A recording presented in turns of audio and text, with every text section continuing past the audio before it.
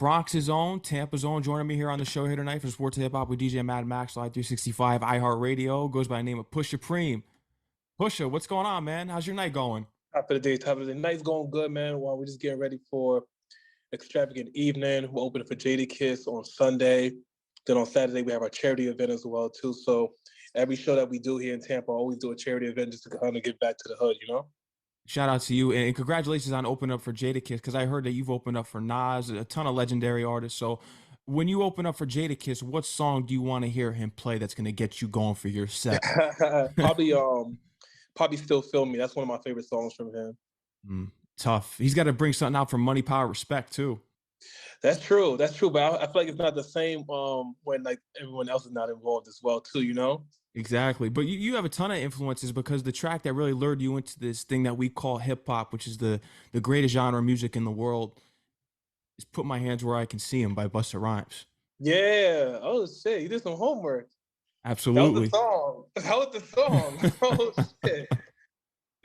But that brought you in. Have you had the opportunity to link up with Busta Rhymes or open up for him at one of his shows, man, or just run into him? I would love to, man. I would love to. I heard that he just went on tour with the Wu-Tang, and now it's actually, I would love to. I just want to meet him and just kind of like dive into like, you know, just his like creative process, because he used to be in that other group before he transferred over to being a solo artist. So he was like way different back then, and like, he was different to the point to where some people may not have been able to accept it yet. He was like the old dirty bastard of his time. And then like once he got his niche, and he dropped it When Disaster Strikes, it was, man, that shit was a tough album. Yeah, no, he's crazy. Top 5, you could put him in top 5 lyrical of all time because people always break down who are your top 5 rappers, but when you break down the lyrics, I think Busta Rhymes belongs top 5 lyrically all time. All time? Yeah, it's hard, man, because it all depends on like how the lyrics connect to you, because like at one point in time I used to be a super Cannabis head. I used to love Cannabis. Second Round Knockout was dope. Buckingham Palace was dope. Like that whole first album, that Can I Bust album, when he was just like trying Hype to get Nightus. Hype Nightus. Oh, yeah. Yo, you're a real one. I remember Hype Nightus. that song is crazy. No, Cannabis is one of the illest spitters in the game, going at LL Cool J at the time. And everyone, LL had beef with everyone at that time. Tupac, Kumo D, he was really going at it. And LL Cool J unfortunately took the loss with Cannabis there. And we move on. He goes into movies and he has his career going right ahead here. But we got to get into Pusha Preme because I think it's amazing just how you're learning about your life story from moving all the way from the Bronx to Tampa. Now, how were you able to get coordinated down there just with the lingo and the language, because it's so different? And you were really coming up during the battle rap era. Yeah, it was a little bit of a struggle because they didn't really accept me like coming off the gate, and then like I was hard headed too, coming from New York. So like when you that New York City mentality doesn't really like leave you. Like that New York state of mind is a real thing. And we just kind of found like middle ground, you know what I'm saying? Because like they liked the way that I dressed, so everything we had was fashion forward. Like they were still wearing like Sauconys and like regular FUBU when we was already on like throwback jerseys and platinum FUBU and Mitchell and Ness sweaters, Mitchell and Ness. Like they weren't really up on that, so like we kind of learned from each other. And then as like the South caught up, because then T.I. and everybody else started kind of like jump into that influence, then everything just started making sense. Like it got current. And once it got current, then we all was on the same page because we all had the same common goal. Everybody just wanted to just be heard, be creative as possible, and like get the best girl. Like that was like our like day-to-day joy, I've heard all about your story, and we're going to get into it, but just from the culture, just moving down to Florida, where do you think, because I'm still in my baggy jeans era. I still rock Mitchell and Ness myself, being from the tri-state area and going to school in Queens.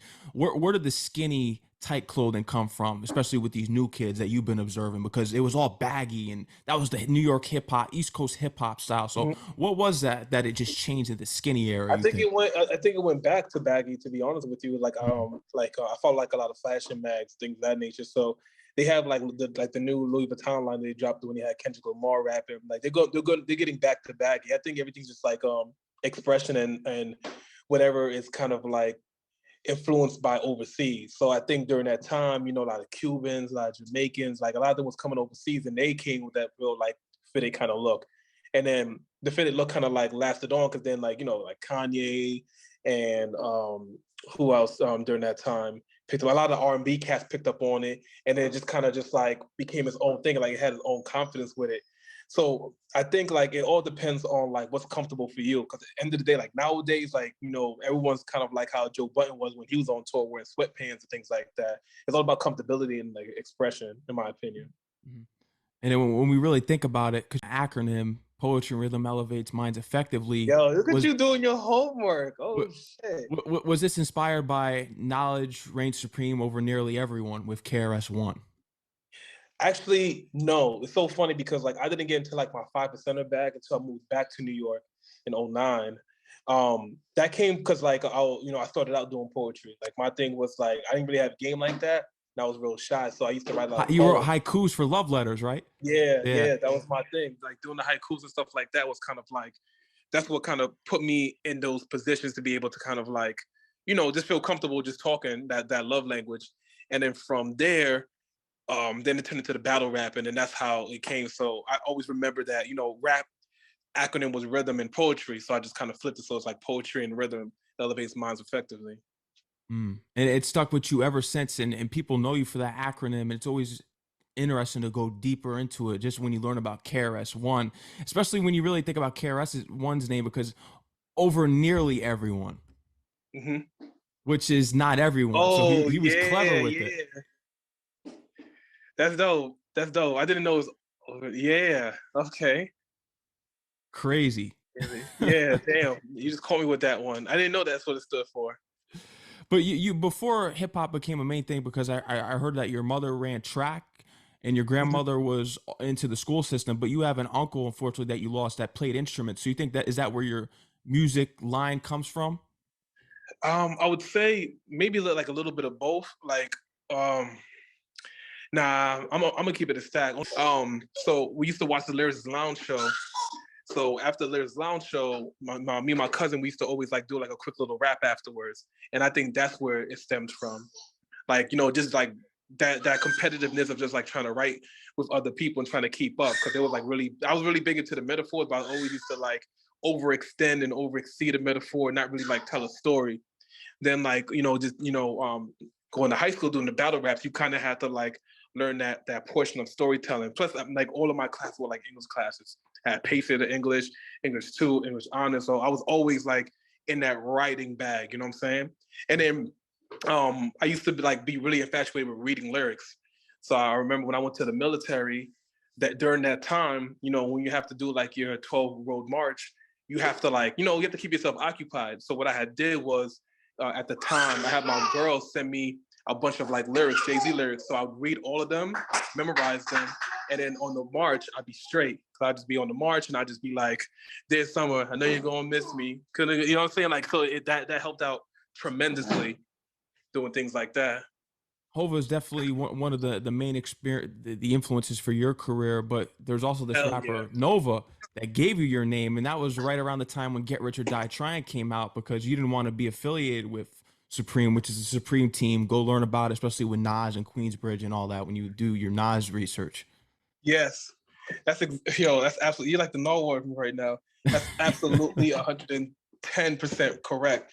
So Nova gave me that because Nova was reaching Nova, so he wanted me to be, he was like, "Yo, you're always like pushing towards your dream." Because I was, I wasn't going to really stick with the whole Preem thing because it had like the whole drug affiliation, and I always told myself like if I can kind of step away from that, I would.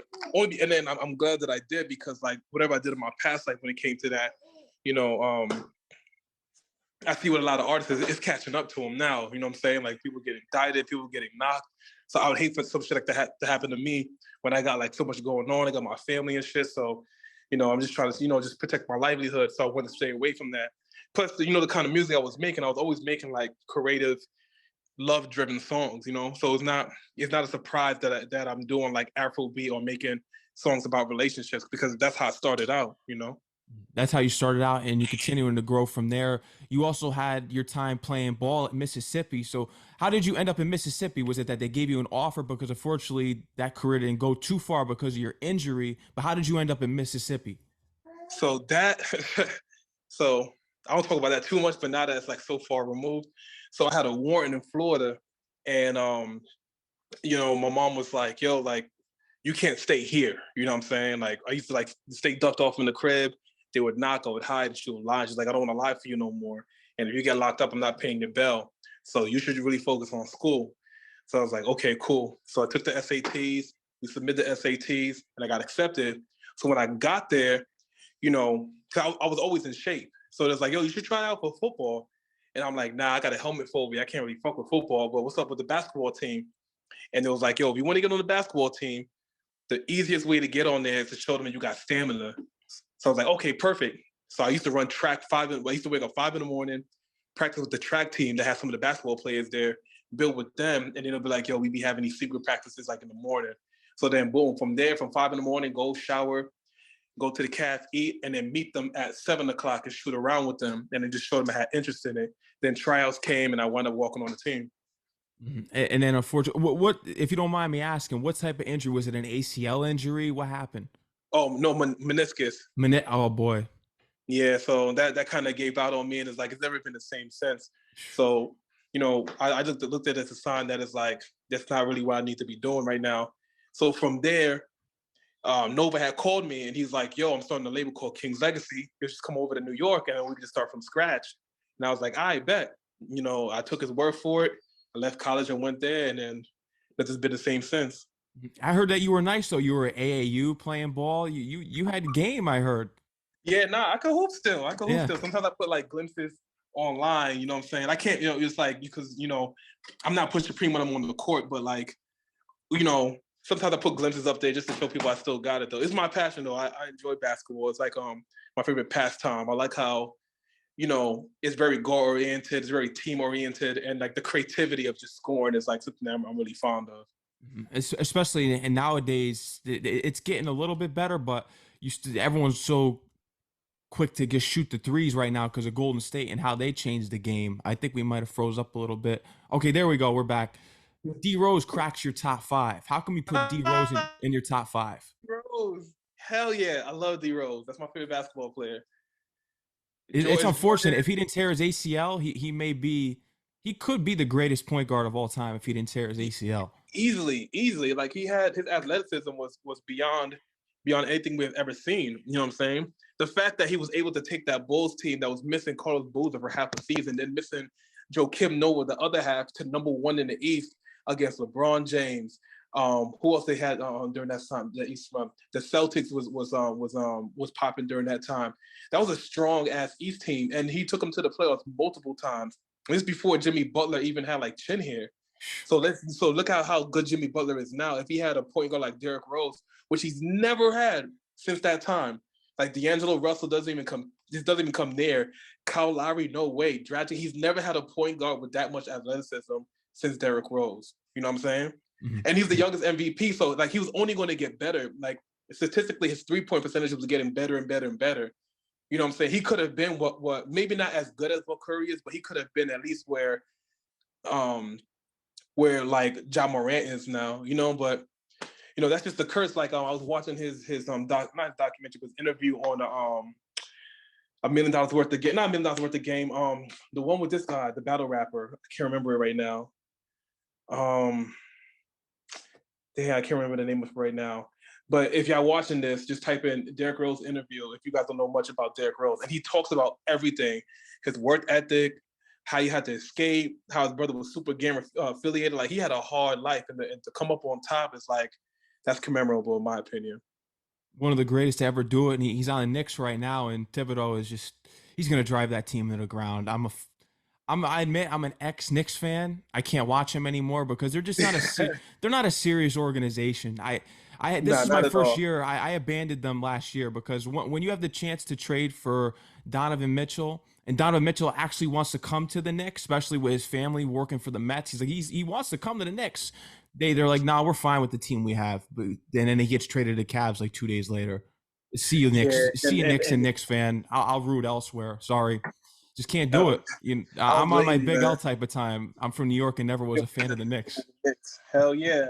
I never been with the Knicks, man. They was always like the Jewish team to me. Like when they came to Brooklyn, I was living in New York. I was the first one there. I was there when Chucky Atkins cut the ribbon. Oh yeah. Like, Yeah, I was there for when the Nets first started. I was super fan of the Nets back when he had Pierce on his decline, Darren Williams, Darren Brooke Williams, Lopez. Brooke Lopez, fourth quarter Joe Johnson. ISO Joe, they had ISO Joe at the time, then Garnett. So I was there for all that. You know what I'm saying? Like we went by the Barclays Center. It was good to see, man. Like I never been a part of like the growth of a team from beginning to end. So seeing that shit was incredible. Yeah, I'm not a Nets fan because as a former Knicks fan, I didn't like how they just came to New York and hijacked us all the way from Jersey. Yeah. They But some hijacked the people could Knicks. say that. Some people could say the same shit about but like Jersey, like they were really the Jersey Nets, and they lost them, or kind of like how the Giants and the Jets are Play in typically, Jersey. yeah, but they're Yeah. like New York teams. Yeah, exactly. Well, I root for the Jets. That's a whole other nightmare. But I want to get into your career, just your life story, because you always speak about it in other interviews, and just your life story in general when you go to read about your biography. And you believe in that in order to receive your blessings and going forward, whatever type of career that you want, you have to offer up sacrifices. So what was your sacrifice in getting yourself to where you're at now? I would say time in the family. So, when I had left for college, I also left my oldest daughter in Tampa. So just kind of like visiting her on like holidays and every once in a while, like once per month when I was in New York was kind of tough. Um, just kind of taking a step back from like, the leisures of life, I'm saying, like going out partying or, just like linking up with friends and like doing something like playing 2K and stuff like that. Like I had to kind of give that up because I spent so much of my time just trying to figure things out and not really getting like the back end that I wanted, that I had to kind of like become my own businessman. And doing that took some time of learning too and some isolation. And that's a sacrifice some people don't learn until like maybe like their late 20s or their early 30s. But it hit me so fast because I had a kid. So I didn't really have a chance to be able to like, just like explore. I had to explore while I was doing it. So by the time I got everything together, which was like around 2015, that's when things started clicking. And then I have my own system. You also met H in Tampa, and he showed you how to maneuver through the industry, especially on the music side of things. And college radio is something that you've always been vocal about, and that's important to utilize that as an artist. So, learning from H from there, how did you start to maneuver through this industry in your own way? So working with H taught me basically the basis of like throwing your own show, right? And just performing on stage and like crowd control, because that's like super, super, super important when it comes to like just your showmanship and your bag. You know what I mean? Like people pay to go to shows. Out of everything out of music, the one that pays the most is shows. So H always taught me about just making sure that the business is right, making sure that you have your paperwork, making sure you have your ASCAP, your BMI, making sure your songs are registered.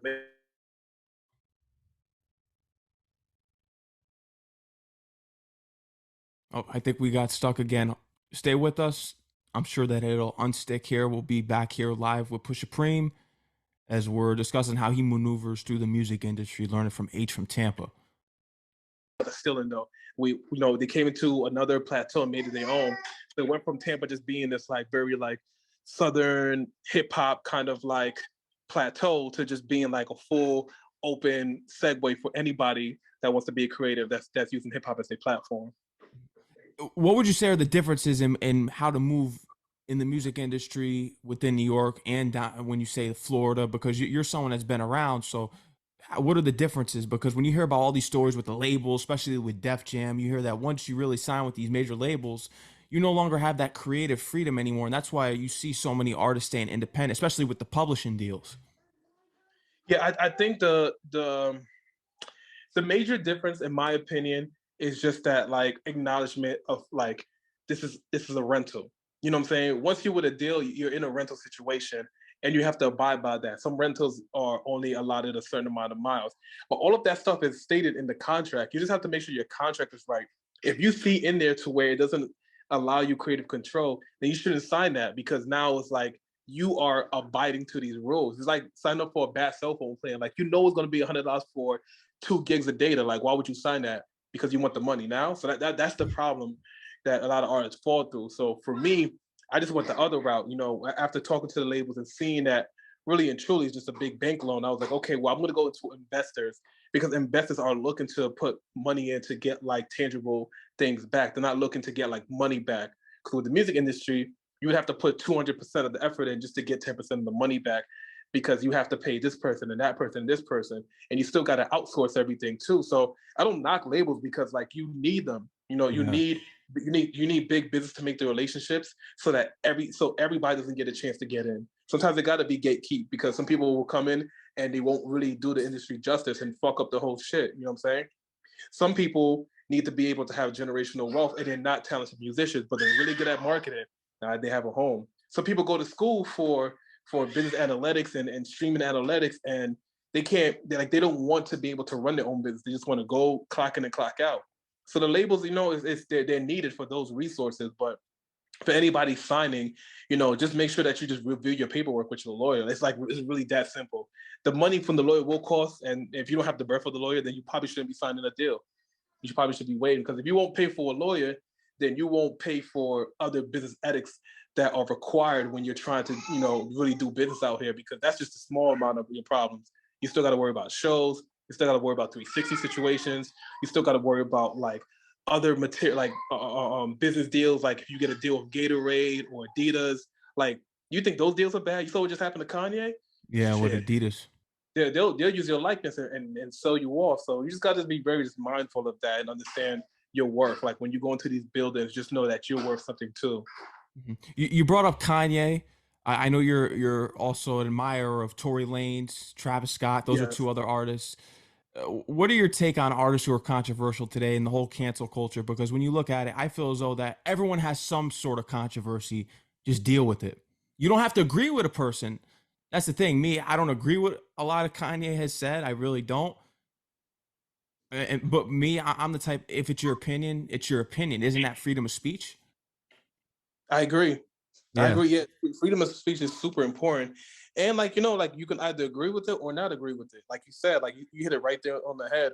I think the problem is that like a lot of people just want to voice their opinion because it's really good coffee conversation.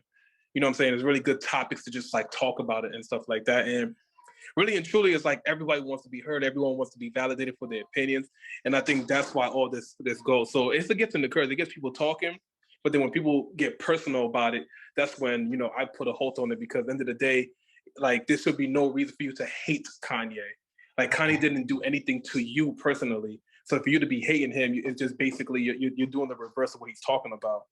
Because politicians say shit that people don't agree with all the time. Exactly, but the same doesn't when politics say something controversial. These politicians, there's no canceling of them. There never is. It's Exactly, just and I we think move cancel on. culture is I think I may I may be wrong to say this, but I think it's for the people that can't handle bullying. It's just like, all right, well, I just switch schools because you're saying something that I don't like, and it's like, wait, what? Like you need me to tell you things that you don't like, so that you can understand that we're not in a fucking computer system. You know what I'm Hmm. saying? Like you need me to tell you that no, I don't like that. I don't agree with you. Like I don't understand why people would want to like end somebody's whole life because of that. That's kind of like, like back in the days when he used to guillotine people, you know what I'm saying? He stole something, chop his arm off. Chill. Yeah. Chop his arm off? Like, does that make any sense? Oh, It doesn't make any sense. So, I think it's just a way of them just like, just trying to escape the bully, and you have to face the bully. Sometimes you just got to get bullied. It builds up your defense mechanism. especially in learning about your career, because you were someone that studied MF Doom's interviews, and previously he was Zev Love X with KMD with Peach Fuzz. He had his own group back in the day, and unfortunately his brother was killed. He left the group and he put on that mask so that he wouldn't be associated with the whole group, and created his own character. So when did you discover yourself? When we're looking at, because you've spoken about it not being, that's why you had to write haikus and all the different things that you had to do to be accepted coming up yourself. So when did you find yourself in Pusha Preme? When did you find yourself? I would say for me, it was when I moved back. So once I moved back, I didn't want, the spoils of me and my brother to kind of, leak on, and then other people kind of like start talking shit about him. Cause they were like low key they was doing that already. Then like, yo, like you guys are supposed to get that deal with Live Nation, and then he left and he effed it up for you guys. I'm just like, no. Like, you guys weren't there, so you don't know like the real story. So that's not fair to him. But then also his friends will just be like, yo, you don't need Preme. Like, you could do it without Preme. And it's just like, neither of us had even made an album by ourselves before. So like, why you guys even created that narrative? So, dealing with all that shit was just it was just like, I was like, nah, man, I don't want people to start hating him because I'm not working with him no more. And I've seen it happen so many times. I've seen it happen with Pusha T and Malice. I've seen it happen with who else is another group? Casey and JoJo. That's another group that's from Jodeci. Yeah, like shit was awkward. So I ain't want that for him. So I was like, yo, she's my wife now. At the time, she's my girl. I was like, yo, I'm gonna name myself Anonymous. You know what I'm saying? I didn't have anything creative at the time, and she's just like, no, that's kind of whack. I'm like, nah, I'm gonna spell it like this. I'm gonna do Anonymous with no vowels. Like I had a whole game plan for it. And then she was just like, she's like, you should probably just like see who else is out there that wants to make music like how you would want to make music. So then I just started researching. And I remember when I was in New York, at the time, my man JC, he was a super, super Doom fan. And he always used to tell me, he's like, yo, like, you need a mask. Like, you got to make a mask. And I'm just like, I don't even know how to make, like, I know how to make clothing and stuff like that. I just, in my mind, I didn't even know how to even do something like that. So I remembered like how people used to look at a ski mask, right? They always used to refer ski masks to being like something bad or like a thief and stuff like that. You know what I'm saying? Even Plies had like a ski mask chain on. And I'm like, yo, it's just like a ski mask is just basically for weather. You know what I'm saying? It's a weather garment. Yeah. But the society turned it into that. So I'm just like, okay, well, I want to be able to just change that into a more of a music perspective, because when Plies did it, I feel like he did it in the sense to where it's just like ski mask all the time to rob somebody. But you're not robbing anybody now, Plies. Life is good. You got your teeth fixed. So what happened to the ski mask now? Now the ski mask is left with a bad connotation. And you know who else is left like that? Black people. You know what I'm saying? When people put all these slave movies out, or when they put like, Paid in Full or Sugar Hill, you're painting a picture to a wide audience that we're some kind of way. You know what I'm saying? So then my mom just like, okay, I'm gonna do this. And then, first I kind of started with like the little open. It's so funny because like back then they weren't called the Pooh Shiesty mask. They were just a regular ski mask. So I started with that, and then kind of just like putting the jewels on the front so I can kind of cover everything. But then it was kind of hard to see. So then I used to just practice with it on. I used to walk around the house, cook, and all that stuff. Then I was like, okay, I want to elevate this. I want to change the color. So I changed the color. Then I had the white one. And then like as I was making them, I always used to like listen to instrumentals and like get my writtens on. And then that's how I was making my albums now. Like I would never complete them unless I'd had my music playing in the background. And that's why every mask I make is per album. So every mask that you make is per album. Is there any times that you feel as though that it represents the emotion that you're feeling? Yes. So that's the one. That's this one here. It's so funny that you said that. So that's this one here. So okay. That one was more emotionally driven. So that's why you have the crown of thorns, and then I have like the little bleeding eye. So it's like, because my grandma that passed, I didn't really get the chance to mourn. So like that was more like an anger one. That's why I don't really use that one too much. And this history that you're learning about, especially with the mask, I think it froze up again. So I'm gonna let it unfreeze, and then we're gonna get right into the history of you learning about the masks, in which it goes back into the culture, and especially with your family. So let's see if this unfreezes here, because I know it's been freezing on and off here, either on my side, probably on my side, but hopefully I can't hear. Okay, there we go. I wanted to dive right in this because you started learning about the history of the mask, especially on your mother's side, because she was showing you pictures from like the 1910s, the 1920s of people wearing masks at baby showers. Yeah, so they're called, those masks are called the Gongali mask. So those masks were kind of like used for like tribals. So for like the birth of a child, any kind of celebration, those masks were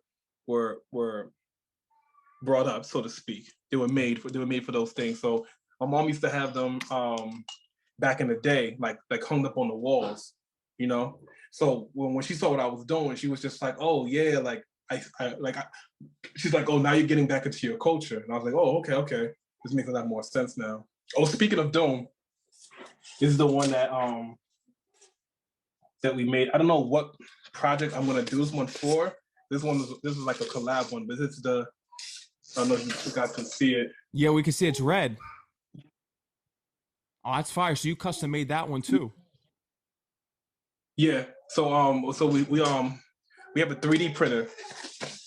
Yeah, I heard about that. That Everyone was always something you wanted to do, especially on the fashion side. You have an interest in 3D printing. Yes, yes. So because people ask for masters, it's like really hard to make them because it's such a spiritual journey for me. Mm-hmm. So I was like, damn, let me just give them what I was influenced by. So now we have these like custom Doom masks that we make. So I can get the whole shell of it. It's not the same because he has like the gladiator things here. So we took that off. We made this one a little bit more pointier, and then I give you like these. So every mask will have like that. So it still has my likeness to it. No, that's fire. It's so unique, and it makes you stand out as an artist, especially because I know your whole thing is that you want people to look at the music instead of really analyzing the artist, and especially when you hear about Kanye and why he wants to wear the mask, because it's all about how Hollywood tells you how you should look. Do you feel any relation to what Kanye's saying in that message now that you're starting to get on a bigger level, now that you're charting on Billboard and you start to get really known up here in the industry? Oh yeah, definitely. I remember in the beginning, when I was working with Nova, they used to be like, yo, you should make a song about this, you make a song about that. And I just be like, why? Because I'm like black and I'm in shape, like I'm not 50 Cent. They're like, oh yeah, but that'll be real marketable. That you should do something like that. And I'd be like, no, bro, like that's not how art works. Like I don't think Da Vinci used to be like, oh, what's Michelangelo doing because this is going to be marketable, you know what I'm saying? Or Frida was just like, oh, what is she doing? Like, no, that's not how it works. It's like, just make thought-provoking stuff that people relate to and they'll naturally just gravitate towards it. So that's why I want to do with the music. Like, I didn't want, we live in a very judgmental world. Like, there's no way you can get around that, you know what I'm saying? If I have tattoos on my face, you're going to feel some kind of way about me, regardless, you know what I'm saying? I could speak like Brian Gumble, doesn't matter. Like, that's the world we live in. So instead of me trying to change the world, then I just change my perspective of how I'm in it. And someone else that cracks your top 5 of basketball players of all time is Allen Iverson. He was someone that was heavily persecuted because he had cornrows and he had tattoos. And he left the league and said, all right, I'm going to go make my rap album. And that's what he did. Yeah, and that's why I think AI changed the game, not only from a basketball standpoint, but for a culture standpoint. Absolutely. He's the reason why I got tattoos, to be honest with you. Really? AI? Yeah. On the Slam magazine, used to have everything. He used to have the crew thing here and all that stuff. Like, that's that guy. And now look at now the whole league wears tattoos. Now it's like, if you don't have tattoos, then you look weird. Like Scotty Barnes is like bare arms, and Kawhi Leonard, and it's like, he's uninteresting. He's not cool. And it's like, yo, like what happened? Or that goes to show you, like, when you have a lot of culture poured into like one particular area, then it's like everyone gets to just kind of just be free now. You know what I'm saying? Now everyone got dreads, people got cornrows, people got the wild hair. You know what I'm saying? Like people just be themselves. And to think like if the NBA still had those rules, we have those players, we have a Ja Morant. You know what I'm saying? But we have like think of how much scrutiny Dennis Rodman got. That's why when his T-shirt dropped again, it went through the roof. Like the price of it went skyrocketed because they're like, damn.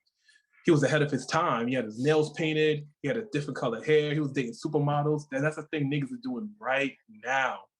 Exactly. And if you look at other players that are out there too, remember Birdman, Chris Anderson, he played on the Heat. Hell yeah. You see, even the white guys started copying. Yeah, and at first he was getting scrutinized too because they're like, oh, he's a biker, or he can't play, but he was a really good player too. He was like, in my opinion, he definitely helped that Heat team, yeah. He was a great rebounder. He was a force on that team. People don't bring up Chris Anderson, but he definitely was one of the ones for sure. When we look at it too, when he was on Denver too. Yeah, no, he was. And you just look at his impact in the league, and then you see all the way up to just the mask culture when Schoolboy Q dropped Oxymoron. I thought he was going to take the mask even further, because when I think of Schoolboy Q, I think of that cover. And I think how impactful that album was, Oxymoron. To me, Oxymoron is a classic. And I know that you like TDE. Kendrick Lamar is one of your main inspirations. Schoolboy Q, that album, classic. Yeah, no, I used to bump that album. Yeah, I forgot that he did that on the album cover. Yeah, you might have just inspired something. It's not for nothing. No, I'm Yeah, I happy. remember that. That No, was that was a dope album. Like with the dark background, and then he brought it back again with what blank Trash Talk. face. Blank face. Yeah, it's so funny because my man, shouts to Yampa, his clothing line is called Bodega Boys, and it's like a brown paper bag over Oh, like a was that Crash Talk? Was that that was the other album that came out, right? I think that's what it was called. yeah, Crash. But I think wait, so did Blackface have no Blackface is when he was like the Blank face had cover, like a right? blank face mask on. He was wearing that, and then the Crash Talk had the paper bag over his head. Okay, so the paper bag. Yeah, okay. Yeah, so Schoolboy Q is really but when you look at his music videos and stuff, you don't see him doing that. It's just strictly for the album cover. So it's interesting to see how he always conveys the album covers through a mask. Mm, It's interesting. that is interesting. I have to do some research to see why. Maybe tomorrow I watch an interview with him. He just sounds so like relieved that he's not doing music anymore. Yeah, that's Like, the thing. When you learn about all these artists when they get in the game, and this is a good time for me to bring up this question because it's always interesting to hear you speak about it. When you look at everyone, Jay-Z, Nas, the best in the game, when you really see it, and to me, I feel as though Biggie didn't have this, but he really didn't have much time to go through that. And Tupac too. I feel like Tupac kind of stayed the course a little bit. You've spoken about artists losing their hunger in the game. mm, What keeps you going and being hungry? And why do you think certain people will fall off to the point where they just don't want to express that hunger that they once had, even when they're regarded as the greatest of all time? I think it's because I just stay around a lot of youthful, creative people. You know what I'm saying? Like a lot of my friends are like 10 years younger than me. I have a younger daughter now, so it's like I'm always around the energy, so it makes me feel like childlike all the time. So it's like the more creative I get, like the more at peace I am.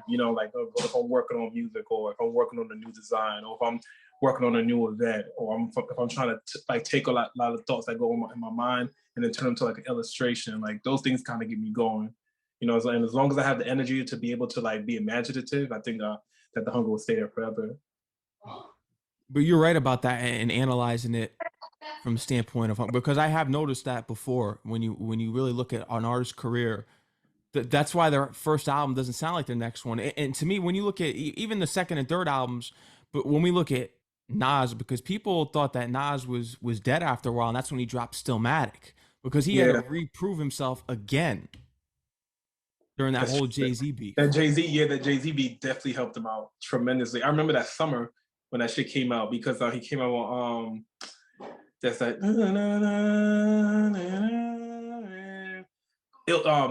I think the song was called Stillmatic. Or was it Yeah. was it Ether the beat?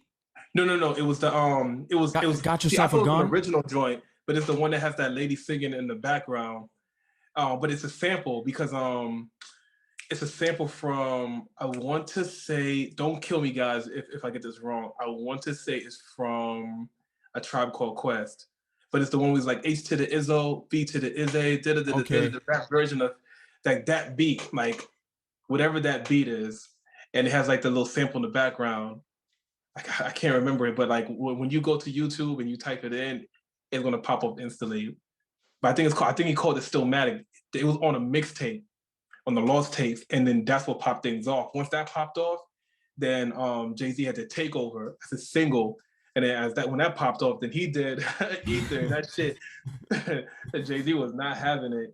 No, Jay-Z was and it's not crazy. having it. That goes to show you how much of an empire that Jay-Z was because if Ether was used against any rapper other than Jay-Z, that would have been career ending. Like to me, I don't we're in the era now where Drake is so loved.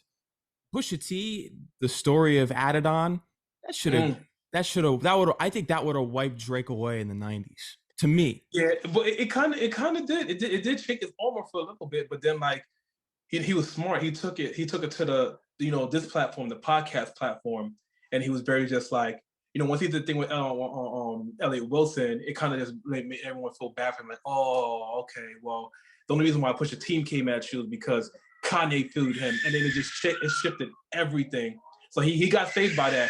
Then the whole like, I won't get you because Jay Prince told me not to do it. So it's just like, oh, okay, like nobody knows that like when Cameron and Nas was going at it, that the reason why that he chilled is because Cam's mom called him as like, yo, like you talk about this man's mom being dead on the radio on the freestyle, you gotta chill. Yeah. Had that came out, then Cam probably wouldn't even have to like say anything else. He would have probably just chilled right there. But like if you empathize with the people, then like they kind of like look at beef and want it to be done. Especially somebody like Drake who doesn't come off like super aggressive. Nas and Jay-Z, they came off as titans. You know what I'm saying? Yeah, and Drake more so like a pop star, a really good pop star at that. Because I like Drake. What are your thoughts on when rappers go pop? How do you feel about that when we look at a Drake, for instance? Because I'm someone that I want to become pop with my sound. I'm not going to change up for you and do Hotline Bling. No, I'm going to make it off of who I am as an artist. So what are your thoughts on hip hop artists going pop? I don't feel indifferent about it. I think like it's popular music, so it's like popular sounds. It's like you have to kind of go with the times. Like during that time, like if he didn't make that, somebody else would. And I think Drum is the one who originally made that song, right? Mm-hmm. So it's like he has a good ear for music and for catchy tunes. That's all pop is. Pop is just like what catches you like in the first 2 or 3 minutes. And I always feel like the music always supersedes the lyrics anyway. In my opinion, just like in music in general, it's just that if you really like the sound of what you're hearing, it's easier for me to give you like a message between it. You know what I'm saying? But there's a lot of songs that I don't remember. There's a lot of songs other people don't remember until they hear it, and then they hear the words and they're just like karaoke time. Like, you know what I'm saying? Like, I don't think everyone knows all the words to that Caroline joint, but when they hear ba-da, you know what I'm saying, and everybody like that, because those horns make you feel that kind of way, and then it's easy to just give you words so you can kind of follow along, so you know what that sound does. So to answer your question, I don't feel any indifferent about pop music. I think it's needed, so it gives other musicians a chance to kind of like show their creativity. I like that answer. And since we're on the topic of Nas and you open for him, tell me about that experience of opening for Nas. Oh, that shit was dope. That shit was dope, man. It's like we killed that set. That show kind of like propelled my career here in Tampa. Then we started getting booked for more and more shows. And that's how the indie that I'm signed to, that's how they found me. It's through that show. So then when Nas performed, we had an extra bottle of Bel Air and we gave it to him. Yeah, took the bottle. Was like, yeah. But of course he didn't drink because he probably think we put Molly and some shit in there. Did you get a chance to speak with Nas at all backstage? Oh nah, yo, I get it now, because we opened for the Legends of the South tour too, and it was like we was right by their trailer. But like Nas is so old in the game, it's like he's not trying to talk to nobody. He literally stayed in the trailer until it was 10 minutes for him to go to his set. And just think about the career that Nas is having now, because now he's dropping classics left and right here with KD2 and the newest KD3, and people called Magic the best album of the year last year. He's completely rejuvenated himself. He got Hit Boy. Hit Boy made Niggas in Paris. You know what I'm saying? He made a bunch of fucking hits, especially for Big Sean too. So having a producer like that has like the ear for like today's sound, today's popular sound, he'll be able to kind of like work that, because he's still a really talented rapper. Yeah, and he's able to incorporate the boom bap, which is the roots of hip hop. And I've seen you body 22 twos, the freestyle. So you stay at home with your Bronx, New York roots at times too. Yeah, definitely. I went to school in Queens too, so it's fun that you said Queens as well. Yeah, I did hear about that. You did go to school in Queens. Yeah, I went to 231 and then I went to 37. PS 37. Okay. Queens.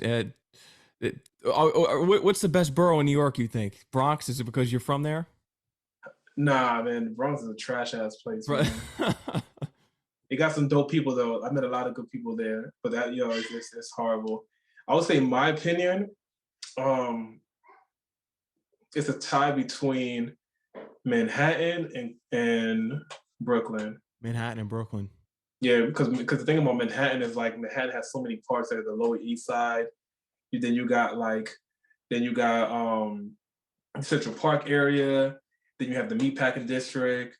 Then you have Soho. Then you have, it's like, you know what I'm saying? It's like it's kind of like when you play GTA and you go through all those different. It's like its own like country in that small little city from Manhattan. And then Brooklyn is just like, Brooklyn has a lot of greenery, and like I'm attracted to greenery, just being like an African kid. So Queens got some too, but like I think the thing with Queens is like too many things are too compact together, and you got to drive mad far to kind of like to get out of Queens. You know what I'm saying? That's what I like. Brooklyn Queens, like the third base song. Best borough for hip hop artists in New York, Brooklyn or Queens? Hmm. I'm gonna go with Queens only because I live there. Yeah, Even though they do have Jay-Z and Biggie, but fuck that. yeah. Because Fuck that. We Queens got has some. Queens got Mobb Deep, Run Nas, DMC, LL Cool J, LL. Run DMC. They got some I used to live heavyweights right there by Merrick Boulevard. That's so crazy. right in there. Yeah, Yeah. it's I used to walk that spot all the time to go to school. That's so crazy.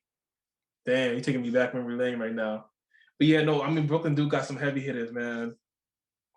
It's a tie, man. New York is a state. uh, hate to say, it's hard to say goodbye, so I want to get into this album. Hate to say goodbye. Tell me about what you were feeling and what are you know, what's so hard about saying goodbye on this album that you hate it? Oh, man, the hardest thing about saying goodbye is just like when a loved one has to pass on, and that's when all those thoughts and those feelings all rush at once, and it's like you don't really get to physically talk to them again. Everyone says they're always still with you or stuff like that, but it's not the same. You know what I'm saying? Like it's really not the same. But it's also hard to say goodbye to like your old self too. Like if you're somebody that's like, let's say you're alcoholic, and saying goodbye to like your vices, that's hard to do. Or just saying goodbye to like friends or family that you don't fuck with no more. That's hard to do as well too. So goodbyes are always hard, no matter what, because you never want to end anything, you know, especially when it happens sudden and you only need a chance to kind of like say anything. So that's what this whole album was really about. Just like I had to say goodbye to a lot of things. I had to say goodbye to like a lot of friends that were just kind of like poisonous. I had to say goodbye to my grandmother, rest in peace, which was tough too. Had to say goodbye to like old vices. You know what I'm saying? Like I'm married now, so like answering a DM from somebody I'm not supposed to answer, that's like something that like you gotta say goodbye to. What I'm saying? Like, you can't get punked into it too because it's tough. You know what I'm saying? Niggas just be like, damn, and I'd be like, oh my god, like nah, So like it's just everything. Every song was like a key point in my life during that year, and it's like post COVID when everything was like really popping for me. So like, more money, more problems. Beautiful Liar, 10 Toes Down, like all of those songs are like really instrumental to what I was going through. And for anybody's listening for the first time or listen to it currently, you can actually hear the similarities to where they kind of be parallels with some of the things that they may be going through as well too. You brought up a lot of interesting points there, especially when you were going through in the COVID year and bringing that up to the forefront there. And we're still dealing with that, unfortunately. And, at least you have a mask. uh, Yeah, when no, we look at it though, because you and learned about you, because you have kids, you're married. Do you think it makes more sense? Is it wise to get married and then go out there and really pursue your dreams, or should you pursue your dreams and do all the stuff that you do on the side? Because when I look at it, because I look at it from this instance, right? Because I'm watching the Jet game yesterday, and I'm watching Mike White play. I don't know if you follow football, but I've been following the Jets forever, and I've been looking at the quarterbacks that they have on the roster. Because Zach Wilson, he's this Broadway Joe wannabe. He's mm-hmm. all over the place. He's going out with all these different women. He's apparently, hooking up with his mother's girlfriend. Mike White is Wow. married and he has kids. But when you look at the on-field play, Mike White, yeah, okay, Zach Wilson's the winner off the field, I guess. All right, maybe in his own way. He's his player, whatever. But when you look at Mike White, he's married and he's settled down already, but he took his job.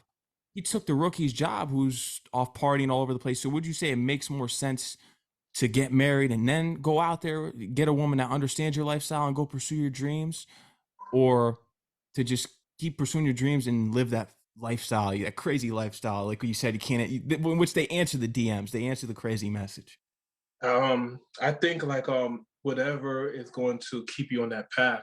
Sometimes like having a family may distract you because then it's like you can't really do anything because you have to your family comes first. But sometimes having that freedom could be reckless too because then you have no one to tell you like to chill. See that for me, it helped me out going that route because she was there when I was just trying to figure everything out, and then helped me provide an understanding and an obedience, so I won't get like so if you have someone that's going to be with you committed to help you follow and pursue your dreams, then I say go that route. But if that person is going to be a distraction, I say do not be with that person, and because you only have one life, to our understanding. I feel like me and you, we've been here plenty of times before, but consciously I can only speak on this particular life right now, and you don't get a second chance. And when time doesn't wait for nobody, it continues on and on and on and on. And while these things are going, if you're not moving with the times, then you kind of get lost, and then you just live with regrets, and that's the worst thing that you can do. It actually kind of speeds up the age process for you because you just be sitting there and depressed. So for me, it worked out for me. It may not work out like that for somebody else, but the advice I want to give them is just whatever is going to cause the least amount of distractions, because you have to be focused. Because when you're making music or when you're pursuing dreams, you're not only pursuing it for you, you're trying to create a lineage so that everyone that's associated with you can benefit off that. Because if you're useless, then then you really don't have no existence. You have to be useful for other people as well. No, that's an interesting point because when you really look at it, you hear about people, oh no, you need to be single in pursuing the entertainment industry because the woman could bring you down. It's a distraction, like you said, but it also works out, especially for people like you, because you're so focused. And look, you just charted 18 on Billboard. Where were you when you found out about this? Were you looking it up online? Was it a friend that told you about this? How did you learn that you charted number 18 on Billboard? Tiffany Gaines, she told me about it. We were, what was I? It's in February. What's that? February. I think I was coming back from the studio. Yeah, I do a lot of my recording at the top of the year because I have all my reflection. So yeah, I think I was in the studio and you told me about it, and I was just like, let me see. So I was with Lex with Graham Bay. So we went on. He has a Billboard account, so we went on the Billboard website to make sure. I'm like, oh shit. Then we checked on soundcharts.com. Like, oh shit. Then I checked the email and all that, and it was just like, damn, like I can't believe it's happening. Then like that's when like all like the emotions and stuff came, and then we threw that event so that everyone can actually see the Billboard in person. So I hit them up at Jewel Bob's like, yo, how fast can I get this shit here? Like it takes like 4 weeks. I'm like 4 weeks, the fuck, but it worked out perfect though. Like the plaque came in just in time. And congratulations on that. I'm sure that the plaque you have that in that's in your recording space or some special room in your house. Right there, like when you walk right into the crib, hung up right there. People have pictures of their family and all that. Yeah, right you got there. the Billboard right there. Right fucking there. Got that in my iTunes one too. Yeah, that's right. Number one on iTunes. When we get to it, how many years would you say? Because it takes a long time for certain people. Some people get in quicker than others, and then you look at it, it's usually the people that don't work as hard that get in quick, which is unbelievable. So when did you start to see the fruits of your labor really pay off here? I think what it's gonna sound kind of materialistic, but like once the Billboard came, because that's when everyone was just like, okay, we believe you now, and that's when people did their homework and they was like, oh yeah, you've been doing shows, oh yeah, you've been doing that, because it was hard to get a lot of people's attention, because a lot of people just wasn't understanding the math, but they wouldn't take the time out to just ask me. So I was just like, all right, well, I'm just going to, so the people who were interested are people like you that have platforms like this. And the more interviews that I did, the more people got a chance to kind of like shortcut their way to getting to know me. And then from there, that's when we started doing like more and more and more events. So I've always, been event heavy. That's been my thing. So now people want to come to the events because now everyone wants a Billboard, everyone wants iTunes, everyone wants the knowledge. So I just became more of like an educator on top of everything else that I do. Do you put things in perspective now, especially because when you do receive the fruits of your labor, people want to be around you now because you got the Billboard. Now once you got that verification in some sort of way, everyone wants to be around you. But how come we can't just realize that I had to put in all this groundwork? I was verified before receiving it. I worked for this. So do you put things in perspective and just are aware of your surroundings, that these people are only around me because I'm verified in a materialistic type of way, and I've been recognized just by a check on Instagram Yeah, or a Billboard plaque. Sometimes, yeah. Sometimes it feels like that, but then sometimes some people come out and be like, yo, your song helped me in this situation and that situation. So I figure as long as I continue being like an educator, giving back to the community and just really just staying true to my roots, I think like I would track more of those people on the line. Like this year has been very fruitful for that. Like a lot of people who have like my best interest in mind has been like surrounding my circumference, so to speak. Heaven and Night. It's a good song. Yeah, no, that's the one that charted, and congratulations on that. Now, when we look at Heaven and Night, is it hell during the day? Yeah, because at the time I that was my day job. So during the, my day job was doing payroll. So Mm. it's like with payroll, for those that work payroll, you get no days off. You Was know. that Louis Vuitton? Hmm? Was this at Louis Vuitton? Because I heard that you worked at No, Louis no, no. Oh Vuitton. no. This is in Tampa. Yeah, yeah. Oh, I okay. used to work at. Yo, shout out to you. Yeah, I used to work at Louis Vuitton. So this was in Yeah, Tampa when you were doing that payroll. yeah, yeah. I was in. Yeah, that song did the Billboard when I was in Tampa.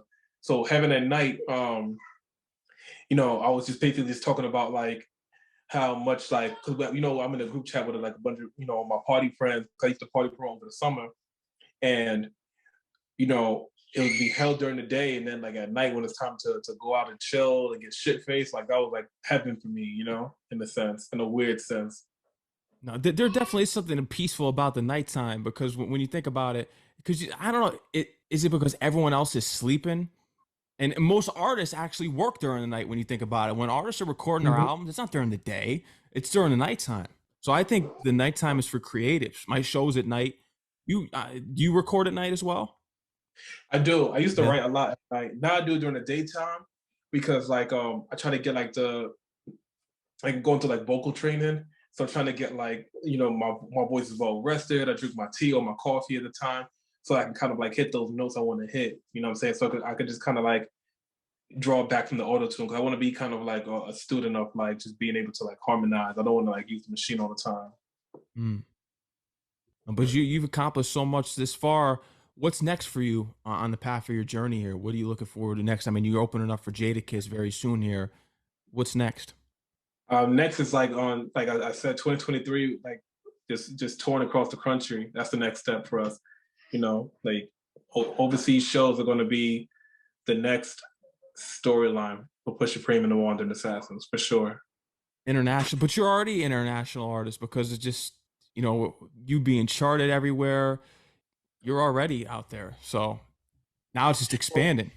Yeah, basically expand like just like giving them like what I'm giving them here in Tampa when I do shows in New York, when I do shows in Atlanta or Alabama. Like now it's like here I am like in front of you to other countries who their struggle is not the same as the American struggle, and they may not get my style of music brought to them like in the forefront, or an artist that has like that's taking these risks like me to be like wear a mask and just strictly perform with a band and talk about songs about being in relationships, talk about songs about being like double crossed by best friends, and it's just like it's like the other side of the coin that's not like your trap music or your drill music and things of that nature. And then now it's in the Afro beat, so now it's like it has a very kind of like storytelling, colorful vibe to it as well too.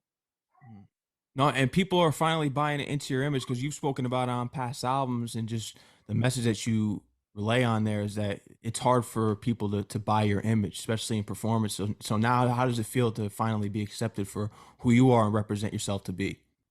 It's euphoric, man. It's like I always knew, I said in another interview, I always knew I was going to be Pusha Preme. I just didn't understand how or what made sense, and it just felt so comfortable, like just working on the mask, hitting on my homegirl Katrina and then getting the materials, and it was just like it was fun. It was like exciting, and then like even when I bring it out, people just like, oh man, I love how you did that.